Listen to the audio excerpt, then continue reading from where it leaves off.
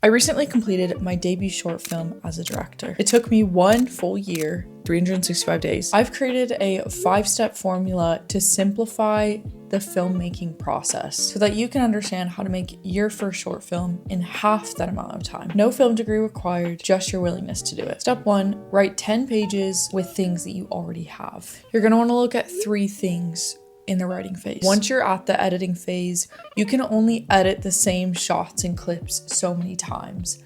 But when you're writing, the sky's the limit. Number 1, locations. Say you live at your parents' house. Your parents have a dog, a bicycle, a neighbor, paint. Write something involving those props into your script. Don't worry about trying to go big. Start small, because this is about learning how to make a short film and learning more about your creative process along the way. This isn't about worrying how you're going to get $500,000 to fund your craft. Number 2, actors. So if you have friends that are down to be a part of this project, that is amazing. Write them in and write the characters in your story around their personality traits so that if they aren't super experienced in acting, it's a lot easier for them to stand out in the film. And I would recommend having, if possible, 2 characters to bounce off of each other, because it is really hard to carry a story on your own unless you're working with Florence Pugh or something that already is amazing at capturing an audience. Which probably is not the case. But if you're too afraid to ask anybody, or if you just don't know anybody that would be willing to do it, you can write something for you to act as, and that could be a really great way to reflect on what you like about yourself, or maybe somebody that you want to be. Number 3, props. This can add a little bit of spice to your script. It's not necessary, but it can enhance your story. So if you have an old man's cane, write that into the script. If you have pretzels, write it in and make it important and weird or interesting. Really dig deep into the space that you live in, whether it's your apartment, your parents' house, whatever, and see what you could make a story out of in addition to these characters and the locations that you already have. The world is your oyster, and it's completely up to you. So that is the approach that I recommend with those 3 steps: location, actors, and props. But if you want, you can take the approach that I did, where you write and don't care about limited resources. And then whenever you go back into the storyboarding phase and the logistics, then you can scale back. That is what I did for my debut short film. My script was based on a dream that I had, and then based on a real conversation that I had with my therapist about that dream. And in dreams, obviously weird shit is gonna happen. In my dream, there was a seal, and I looked up how much it was to pay somebody to CGI a seal into my film, and it cost minimum 10 grand, which I do not have. So I just took the seal out, and the story still was just as good. And you may initially think that resources are going to limit you, but if you are truly a born-to-be filmmaker, creative artist, you will see these limits as an opportunity to make something great. Step 2, overplan. Something will go wrong on production day, so it is incredibly important that you have 3 documents to help you overplan for that day. The first one is a storyboard. This is incredibly important if you are bringing other people on to understand the vision you're trying to achieve. And you can use a free tool called Millinote. I highly recommend organizing your Millinote board by scene, and I'm actually going to be linking below the template that I used, and including the inspo that I had. So if you want to use that, it's free to use. Under each still, you're going to make a note of the lens and the gear you will need for each shot. And if you're starting out, please keep this simple. Do not overcomplicate. If you don't at the top of your mind have frames that you want to recreate or get inspo from, you can use Shot Cafe, Shot Deck, or Frame Set to research movie shots.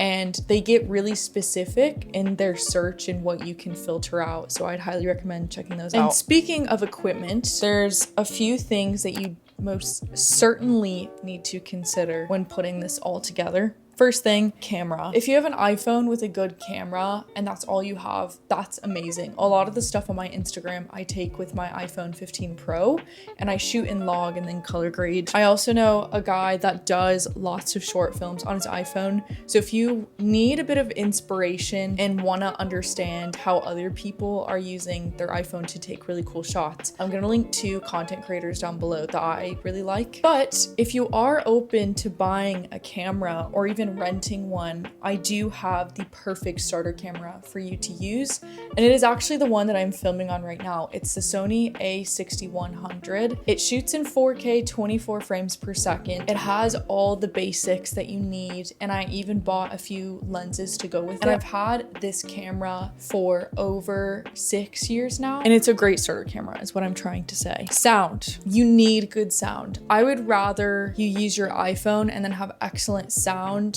than use a fancy camera and the sound be terrible. Sound is 50% of your film, and I think because of social media, it seems like it doesn't matter when creating videos, but it absolutely matters, especially if you want to get into film festivals or take your filmmaking career more seriously. So I'm going to link below the film equipment that I use with my Sony and then other small little bits that I've used. I would not recommend anything unless I've used it. But also if you have a sound guy that has his own equipment, that is even better. Editing software. Again, if you don't know how to edit, I would highly recommend YouTube Academy. And what I mean by that is pick a software, which I'm going to share a few with you in a second, and watch. There's usually like a 30-minute DaVinci Resolve for Dummies or Final Cut Pro or Premiere Pro for Dummies, where it lays out the basics of how to use it. Please spend 30 minutes watching that video to save you days of mistakes and wasted time, okay? If you have a laptop, you will have a free editing software. On MacBook, it's iMovie.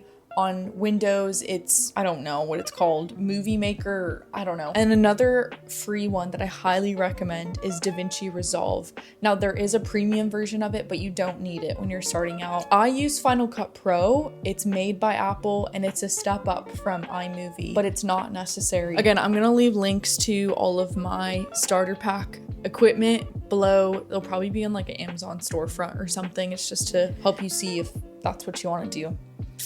Anyway, the second document that you're gonna need to plan production incredibly well is a shot list, and it is different from a storyboard.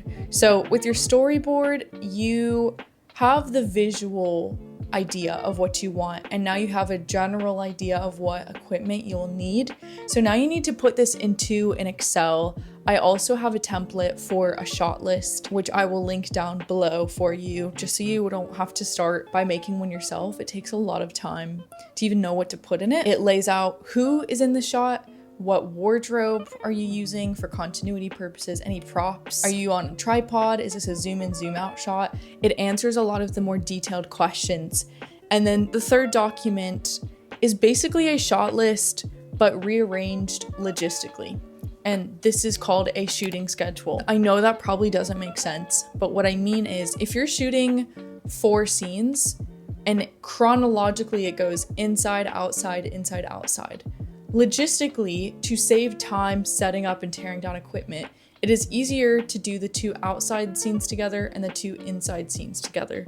And then in editing, you can go and put them in the chronological order of the script. Once you have your shot list and you've worked out how much time it's going to take to get each shot, you will then be able to rearrange everything in an order that makes the most sense. Now, I know that the Duplass brothers, with one of their films I got into Sundance, they filmed it in chronological order, but that's not common. And if you want to do it that way, again, the world is your oyster, you can do that. But I recommend finishing your shot list and then figuring out what's gonna save you the most time, what order should you film it in. Step 3, film. So you've prepared this much, and now on production day, I want you to simply enjoy all the prep that you've done. Just execute your plans, stick to them, have a solutions-oriented mind, and I promise it'll be fun, and you will have a great time. And you will learn. I've said this already and I will say it again. Things will go wrong on the day. In this production day, when you have crew, and you have limited time, this will not be the time to be indecisive. You need to make choices when they need to be made, both creatively and logistically. I recommend getting at least 2 takes of every planned shot, at least. Maybe more if you feel like the first 2 weren't enough. And if you have other friends that want to be a part of this, but they don't want to be an actor or a director or the camera operator, if they like writing and being organized, I highly recommend bringing on a script supervisor. Their main role, their only job, is to keep track of the movements and what is said on the script, how many takes you get from each line on the script for continuity purposes. They will be your best friend when you are editing. And while you're at it, if you know somebody that likes to do content creation and get behind the scenes stuff, I would highly recommend bringing on what I call a unit still photographer, or just a behind the scenes content creator. It doesn't really matter what their title is. You on the day will be way too busy in the weeds trying to organize everything, keep people on time, since you're probably going to be a small crew. The last thing you'll be thinking about is to take a selfie with the crew. But you are going to want to look back at the progress and how fun it was and what you learned. So bring on somebody or designate someone to get behind the scenes photos for you. Editing. Earlier, I told you what free editing tools you can use. And I want to re-emphasize here in this step, do not overcomplicate it. Keep it incredibly simple. There's no need for visual effects or graphics or animations. Just stick to the basics of how to cut things at the right time and how to edit audio. That is also equally important. And another thing that I've not seen anybody talk about is do not edit as if you're making a Instagram video. Those videos are tailored for short attention spans, and I'm not saying to make your video boring, but each clip should be longer than 2 seconds. Focus on what contributes to the story, not to the viewer's attention span. This isn't Instagram, this isn't TikTok. Critically think about what your script is saying and how you want the viewer to feel and how the film should feel at the end. It took me 3 months to edit my film, which is actually a very short period of time. And then the outcome of that is it turned out to be 6 minutes, including credits. And the reason it took 3 months is because I would grind out like a day of editing and then I would let it sit for a week so that the following week I would come and look at my work with fresh eyes, because what happens a lot of the time is people will spend a full week editing and they're so emotionally attached to it that they're not willing to change it or see what could be improved. So I highly recommend letting it sit. So overall, focus on good sound, good visuals, and a good story before making it too complicated. The very last step, if you've put in all this hard work and do not put in any work to promoting it, you'll be wasting your time if you do not promote it. But to keep it really simple, I've broken this down into 3 categories. There's free, affordable, and expensive ways to promote your film. So free, as pretty much everybody that lives under the sun would know, social media. And I would stick to Instagram and YouTube. From my experience, TikTok, it's an incredibly young audience, and I don't think it's the place for somebody to really appreciate your art. I found a lot more luck on Instagram, and then if you gain an audience from Instagram, people would love to see like how you made it behind the scenes on YouTube in a horizontal format. So just stick to those 2, or even just pick one like Instagram. Another really very good idea is Facebook groups. So whatever town or the nearest city that you live in, type in X City Film Network. So for me, it's the Houston Film Group. Everything related to making movies will be in there. People will be interested to see your films. People will be interested to collaborate. That is how I ended up finding other people to help me make my film, Clearwater. Another free thing is get some of your close friends or the crew to repost it. So let's say you post something on Instagram, tag other people, add them to be a collaborator to the post, because then you're not just relying on your organic network, you're also getting other people's organic network to share it. There's one affordable idea that I think is quite simple to get into, doesn't overcomplicate things, and that's paid social media ads.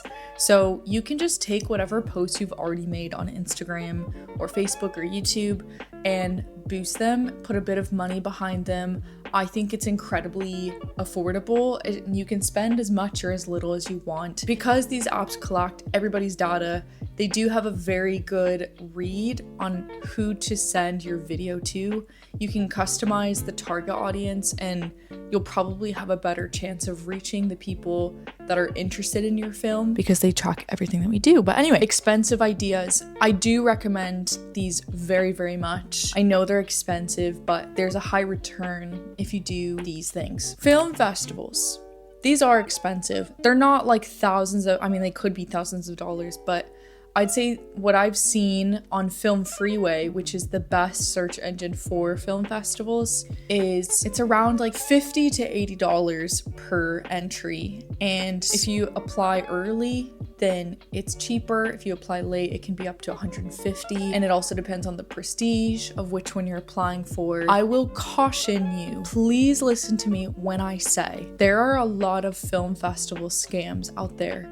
They seem legit and they'll have like 10K followers on Instagram and do monthly selections, but that's the thing. Do your research, and I'm gonna leave the link down to a YouTuber that I like below. He's incredibly helpful and talks solely about film festivals. So I'll link his video below that goes more in depth about which ones to apply to. But overall, if this film festival that you're considering does not do an event, do not do it.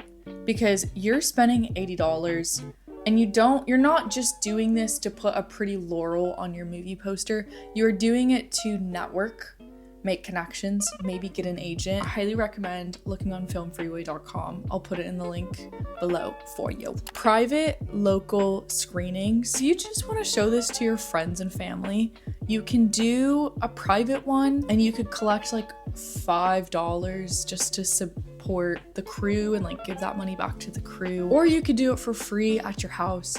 Whatever you want to do, it's a great way to get people who care about you and your work involved. That was a lot of information, I know. And you probably will not remember it all, which is why I've put all the resources, all of my free templates and links to everything that you'll find super helpful in the description. If you are interested in filmmaking and just starting out, make sure to subscribe.